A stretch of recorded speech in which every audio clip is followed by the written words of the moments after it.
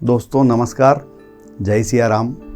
मैं नीरज सनाटी और नीर की बात में स्वागत है आपका। और आज हम बात करने जा रहे हैं एक अद्भुत हनुमान चालीसा की, जिसको बापू ने नाम दिया है चालीसा शब्द ब्रह्म। और ये किताब के रूप में है। बाबा तुलसीदास जी का जो रामचरितमानस है, उसी की चौपाइयों का संकलन कुछ इस तरह से हुआ है कि उन पूरी चौपाइयों के एक एक अक्षर से, एक एक शब्द से हनुमान चालीसा, जैसे आप चौपाई शुरू करेंगे तो लाल अक्षर में आपको जो दिखेगा वो हनुमान चालीसा के शब्द हैं और चौपाई अपने अपने हिसाब से चलती जाएगी। तो ये शुरुआत ऐसे हुई कि हम बचपन में कई बार ऐसा करते हैं ना कि कुछ अक्षरों को इस तरह से जमाते हैं कि उनके पहले अक्षर से कोई वर्ड बन जाए, किसी का शुभ विवाह बन जाए, किसी की हार्दिक बधाई बन जाए, इस तरह से। तो क्योंकि मैं मुरारी बापू का फ्लावर हूँ, तो मुरारी बापू को मैं कुछ कुछ चिट्ठियाँ लिख के भेजता रहता हूँ। तो एक बार जब चित्रकूट में बापू की कथा हो रही थी, तो वहाँ पे मैंने भरत जी के चरित्र से लेकर, उस कथा का नाम था मानस भरत चरित। चरित्र नहीं, बाप तुलसीदास जी हमेशा चरित्र को चरित लिखते थे, तो उस कथा का नाम था मानस भरत चरित। और मानस भरत चरित में मैंने भरत जी के प्रसंग की सारी चौपाइयाँ इकट्ठी करी और उनको इस तरह से संयोजित किया कि उनके पहले अक्षर से उस कथा का नाम बन रहा था। तो बापू को ये चिट्ठी लिख के भेजी मैंने और उसको इस तरह से संयोजित किया कि मानस भरत चरित बन रहा था। तो बापू ने अपनी कथा के मंगलाचरण में, मतलब कि कथा के सुबह सुबह जब वो चिट्ठियाँ लेते हैं, तो उन्होंने वो चिट्ठी ली तो बड़ी खुशी हुई उनको और उन सारी चौपाइयों को उन्होंने पढ़ा। एक मेरे श्रोता ने पूछा, एक श्रोता ने बहुत अच्छा लिखा। कोई नीरज है उदयपुर से, मेरा फ्लावर है कोई, उसने बहुत सुंदर पंक्तियां चुन करके मानस भरत चरित। माता भरुत गोद बैठा रे, आंसू पोछी मृदु वचन विचार। मानस की पंक्तियों के द्वारा नगर लोग सब सजी सजी जाना, चित्रकूट कह किन्ह बयाना। मानव अब सब शपथ तुम्हार भरत के आना, हेतु न दूसर मैं कछु जाना। किसी ने अच्छा स्वाध्याय करके लिखा, अच्छा हाँ, बहुत खुश रहो बेटा। मुझे भी बड़ा अच्छा लगा और बापू ने अपने मन से कहा खुश रहो बाप, जो उनका आशीर्वाद होता है हमेशा। उसके बाद में एक बार माँ जानकी के पियर में कथा हो रही थी, मानस जय सिया राम। उसमें भी मैंने इस तरह की चौपाइयाँ उनको लिख के भेजी इस तरह से। उसमें सारी चौपाइयों का जो विषय था वो जानकी के ऊपर था। उसको भी उन्होंने, बापू ने उस समय पढ़ा था। जो ये मानस जय सिया राम है ना, ये कथा मानस जय से, तो मानस की पंक्ति से उसने स्वाध्याय करके ये बताया। मातु मोहि लीजे कछु चिन्ना, जैसे रघुनायक मोहि दीना। माँ न तरु जाहि बन तीन भाई, बहुरी सीय सहित मान।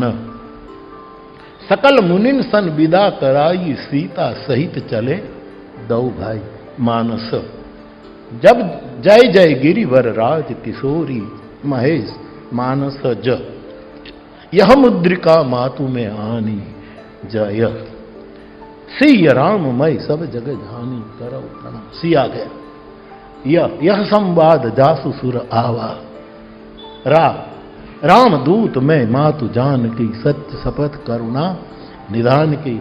और मरम बचन जब सीता बोला, हरि प्रेरित लक्ष्मण, तो मानस जय सिया राम। और ये काल का कागज प्रतीक्षा कर रहा था कि मुझे पढ़ो। तो अचानक से इस सब करते करते मेरे मन में ये ख्याल आया कि हनुमान चालीसा, जो कि बाबा तुलसीदास जी की अमर कृति है, हम सब पाठ करते हैं उसका, पूरे दुनिया में जहाँ जहाँ भी भक्त हैं भगवान राम के, वो सब पाठ करते हैं। तो हनुमान चालीसा क्यों नहीं रामचरितमानस से वो चौपाइयाँ इकट्ठी की जाए जिनके किसी न किसी अक्षर से, किसी न किसी शब्द से हनुमान चालीसा बन जाए। बड़ा मुश्किल काम था, क्योंकि 9000 चौपाइयाँ, उसमें से वो चौपाइयाँ ढूंढनी जिसमें कुछ न कुछ संयोजन ऐसा बने कि वो हनुमान चालीसा में समा जाए।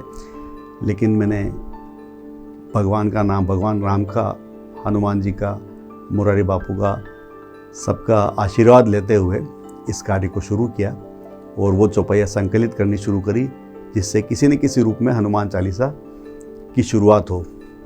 तो जो जैसे कि हनुमान चालीसा में पहला अक्षर आता है श्री, श्री गुरु चरण सरोज रज, तो एक चौपाई में श्री आया, दूसरी चौपाई में गुरु आया, तीसरी चौपाई में चरण आया, चौथी चौपाई में सरोज आया, पांचवी चौपाई में रज आया।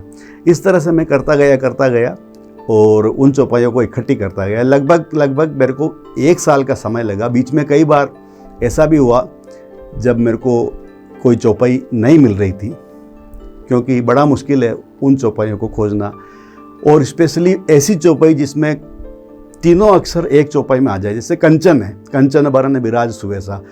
अब कंचन में कोई ऐसा वर्ड नहीं आया जहाँ पे कंचन पूरा का पूरा आ रहा हो, लेकिन मेरे को वो चौपाई नहीं मिल रही थी। तो उस समय केवल मेरे पास में एक ही रास्ता था कि बाबा तुलसीदास जी को, हनुमान जी को और बापू को मैं प्रार्थना करता था आंखें बंद करके कि मेरे को ये चौपाई नहीं मिल रही है। 1-2 दिन का समय लगता था और वो चौपाई मेरे को मिल जाती थी। तो धीरे धीरे करके 1 साल में मैंने उन चौपाइयों को इकट्ठा किया और हनुमान चालीसा के रूप में उसको इस तरह से संयोजित किया कि उनके कुछ अक्षरों को लेते हुए वो चौपाइयाँ हनुमान चालीसा में बन जाए और पूरी हनुमान चालीसा बन जाए। इन चौपाइयों में रामचरितमानस के सारे प्रसंग हैं, जैसे भगवान राम का विवाह है, भगवान राम का जन्म है, भगवान राम की शिक्षा है, राम रावण युद्ध है, केवट का प्रसंग है, वनवास का प्रसंग है, राज तिलक का प्रसंग है, और कुछ श्लोक हैं, नमामि शमीशान जैसे श्लोक रामचरितमानस का बहुत ही मुख्य श्लोक है। उस श्लोक को हमने इसमें लिया, भगवान की कृपा से वो श्लोक भी इसमें आया। और कुछ स्तुतियाँ हैं, अहिल्या स्तुति है, उसका एक अंश आया, भगवान राम का जन्म, केवट वगैरह सारे प्रसंग आए। और फिर धीरे धीरे इस तरह से वो संयोजित होने लगी चौपाइयाँ कि आपको पता होगा कि मुरारी बापू अपनी कथा में 2 चौपाई लेते हैं कथा के मुख्य विषय के रूप में, केंद्र बिंदु उन चौपाइयों के इर्द गिर्द रहता है। तो हनुमान चालीसा में 380 शब्द हैं और मेरी जो ये चालीसा शब्द ब्रह्म है, जो बापू का आशीर्वाद है, जो हनुमान जी का प्रसाद है, इसके अंदर भी 380 चौपाइयाँ हैं। उन 380 चौपाइयों में से 80% के लगभग जो चौपाइयाँ हैं वो ऐसी है जिन पे पूज्य बापू ने अपनी कथा में उन चौपाइयों को ले रखा है। तो इस किताब में, इस संकलन में मैंने उन सभी चौपाइयों को चिन्हित किया है कि कौन सी चौपाई किस किस कथा में बापू ने प्रयोग करी है, और ये कोशिश करी है कि वो चौपाई जिस पे बापू ने कथा करी है वो इसमें आ ही जाए।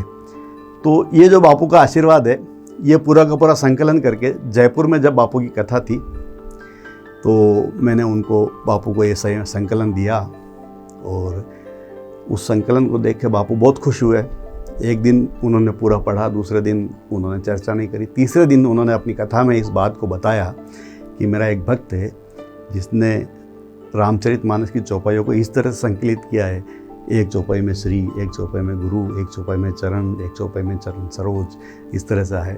एक मंच मैंने भैया को भी बताया था, एक ने मुझे एक फाइल भेजी है, रामचरितमानस में पूरी हनुमान चालीसा निकाल कर रखी, श्री, फिर वो चौपाइया, गुरु, फिर वे चौपाइया, चरण, श्री गुरु चरण सरोज रज निज मन मुकुर, पूरा रामचरितमानस का दोन कर पूरी हनुमान चालीसा। तो ये लोग बहुत काम कर रहे हैं, मानस पर बहुत काम हो रहा है अपने अपने ढंग से। दोस्तों, मैं बताना चाहता हूँ कि पूज्य मुरारी बापू ने युवाओं के हृदय में रामचरितमानस को बसाने का जो काम किया है, मैं भी उनमें से एक हूँ।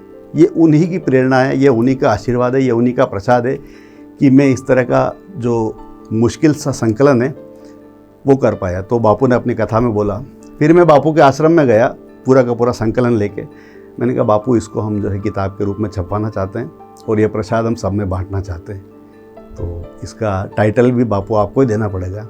तो बापू ने उसका टाइटल बहुत देर के बाद में बापू ने लिख के दिया, अपना आशीर्वाद भी दिया तो बापू को मैंने आग्रह किया था, बापू मैं इसको प्रसाद के रूप में, किताब के रूप में छपवाना चाहता हूँ। किताब तैयार हो गई। मैंने बापू से अनुरोध किया कि अब इसका विमोचन जो है आपके द्वारा होगा।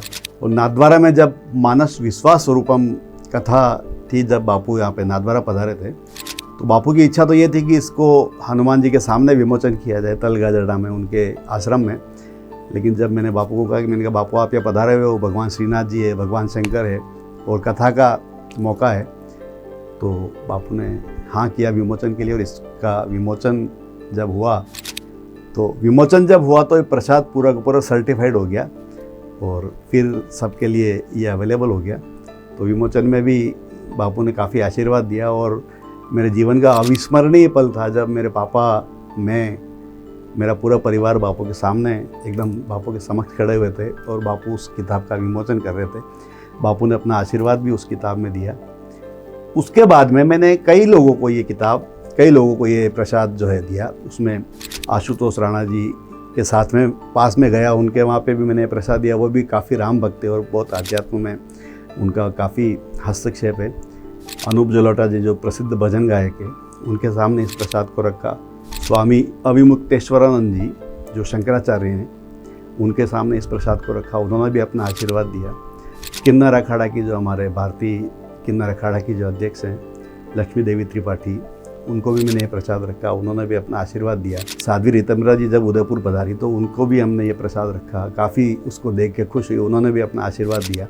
तो इस तरह से जहाँ भी मेरे को मौका मिलता है मैं प्रसाद बांटता रहता हूँ सबको और आशीर्वाद लेता रहता हूँ। आपके सामने भी ये प्रसाद किसी न किसी रूप में आएगा ज़रूर। एक बार इसको देखिएगा ज़रूर और अपना आशीर्वाद ज़रूर अपने कमेंट में दीजिएगा। तो ये बापू का जो प्रसाद है, ये इतना मतलब कि कोई अगर मुझसे पूछे कि आपके जीवन की कोई एक उपलब्धि बताइए, तो अब तक मैं भविष्य का मेरे को नहीं पता, लेकिन अब तक के समय में जो एक उपलब्धि है जिससे मेरे गुरु के मुस्कान आए, जिससे मेरे गुरु की आंखों में चमक आए और मेरा गुरु खुश हो जाए, वो केवल ये है कि ये 40 शब्द ब्रह्म जो है, ये मेरी आज तक की ऐसी उपलब्धि है जो मेरी उपलब्धि नहीं है।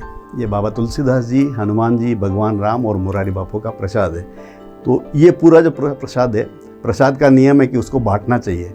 तो ये प्रसाद मैं आपके सामने बांट रहा हूँ इस वीडियो के माध्यम से, कि इस वीडियो में पूरा का पूरा उस तरह का संकलन है जो कि ये हनुमान चालीसा चौपाइयों के रूप में इस तरह से आई है कि अगर आप इसका पाठ करते हैं तो हनुमान चालीसा तो आपकी पूरी होगी।